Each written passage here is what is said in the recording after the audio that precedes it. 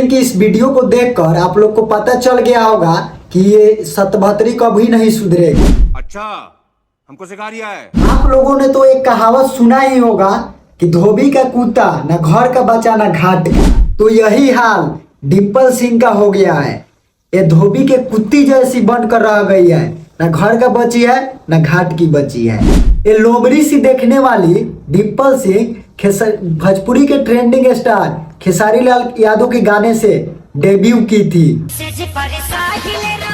कहीं ना कहीं इसका गाना ट्रेंड भी करता था और ये बहुत अच्छी डांस करती थी। लेकिन एक समय ऐसा आया कि कहीं ना कहीं इस जोड़ी को लोग भूलने लगे। हमको नहीं पता।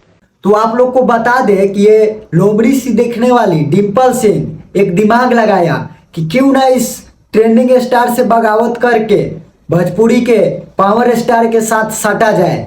जी हाँ, उन्होंने ऐसा ही किया।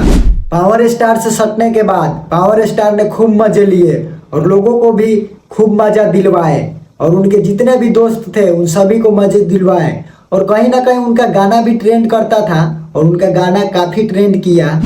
और कहीं ना कहीं लोमड़ी सी दिखने वाली डिम्पल सिंह ने पावर स्टार के डायलॉग को भी कॉपी करना स्टार्ट कर दिया,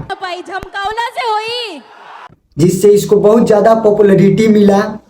और एक समय ऐसा आया कि ये लोमड़ी सी दिखने वाली डिम्पल सिंह ने पवन सिंह से भी बगावत किया। जी हाँ, पवन सिंह से भी बगावत किया।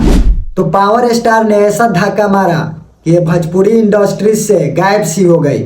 और आप लोगों ने इसको 2024 में एक ही गाना में देखा होगा, जिस गाना आया है कल्लू जी का, यार प्लस भतार बराबर देवर होला। बस एक ही गाना में काम मिला और धीरे धीरे इसका काम मिलना काफ़ी मुश्किल हो गया है और धीरे धीरे भोजपुरी इंडस्ट्री से गायब भी हो गई है।